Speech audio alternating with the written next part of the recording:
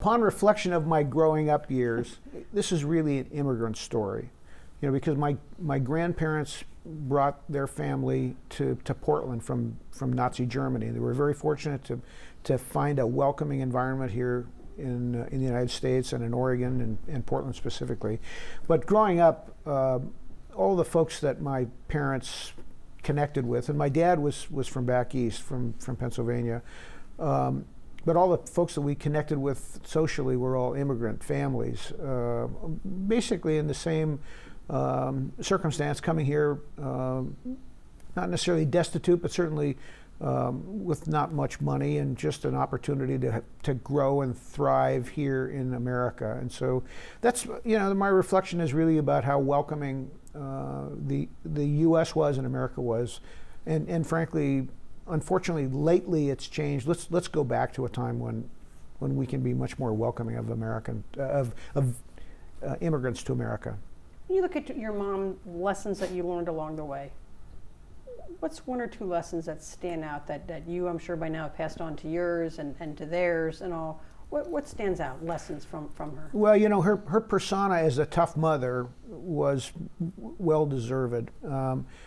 She went through a lot of difficulties growing up in Nazi Germany, coming to the U.S., not speaking English, having her husband die suddenly, at a time when the family business was stressed.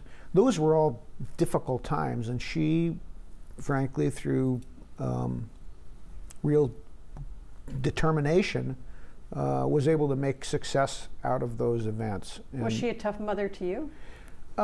She was way tougher to me than she was to my sisters. She always liked them better. Your sisters probably say the same thing. Well, they might. Yeah, I mean, she was a great mom, and she wasn't involved in the business at all until my dad died. And she was a mom that this was June Cleaver, right? She was making dinner and dragging the kids around to sporting events and back and forth to school. But then when it was necessary, she was right there and dug in and made it happen. Do you remember a moment in the business when things were touch and go and the whole business may have just gone out the window? Was there something at that point where she said, we're going to keep this, we're going to make this happen no matter what? Yeah, certainly.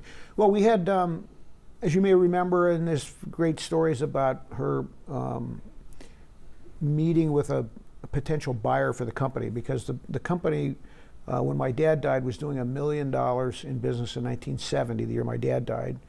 The next year was $500,000, and then we lost all the equity in the business, and things were really bad. Our banker called the note. And you were just a college kid at the time, right? Well, I was a college senior, so I left college to come home and help run the business. But things were tough. I didn't know what I was doing, and nobody knew what they were doing. So it was bad, and we finally found a buyer for the business who offered us $1,400, and my mom said, I can run it into the ground myself. So that was real turning point. Frankly, I'd probably be, I don't know what I'd be doing. Wouldn't be as much fun as I'm having today, but that was a turning point for the business for sure. How did she make it work without all the expertise and knowledge that you have somebody coming out of a business school or some experience in other companies? How did she make it work? Well, I think it was really just about determination and guts and saying we're not gonna not win.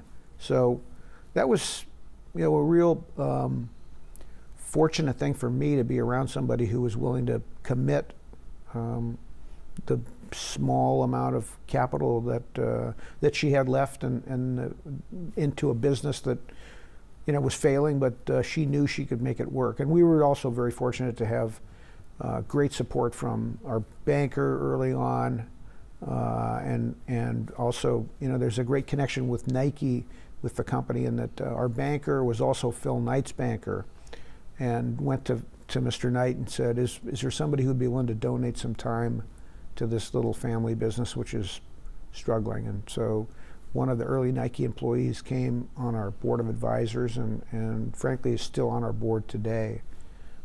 So we've had a lot of help from a lot of people. When you look at your mom, again, going back to the words of wisdom, what do you take from her that just to keep in mind that you give to your kids and so forth? Well, you're not going to get dealt four aces very frequently. In fact, you really have to work hard to make yourself successful, and those are things that we learned growing up from my mom, from my grandparents, frankly, and my dad. And you just have to work hard to make things work for yourself and for others. I mean, nobody just gives you something for nothing. Not yet. Taking a look at the legacy, do you see the company continuing on in a certain way because of her? Well, it's the company went through a change and became a public company in 1989, and 1998 we became a public company. And frankly, that changes things in that you have a lot more responsibility for your employees, obviously, but also other investors who are interested in the company. And so we now have a much broader constituency that we need to make sure we run the business properly and run it for the good of all of our shareholders. And so that's something that we've really changed in terms of how we run the business now, as opposed to just being a family business. Is there something that you can think of that people really never knew about her? About my mom? Well, she was really a nice person, although her persona was not very nice, but she was really a nice person. And I can tell you she's way nicer to her grandchildren and great-grandchildren than she is to her children. It's always that way, isn't it? I hope so, yeah. Anything else that you want to add? No, I mean, again, I wanted to emphasize the importance of the welcoming nature of the United States and Portland to immigrants, and I think she would want that emphasized and pointed out to people who maybe feel otherwise today. Did she ever consider politics? There were some people I saw last night that had the chatter that said, too bad she didn't run for mayor at some point. She may have been way too frank with responding to questions to be successful in politics. Was there anything else that she was interested in doing? Well, she had her primary interest in really the last several years has really been the Knight Cancer Institute and Brian Drucker and his work. Mm-hmm. Great. Thank you.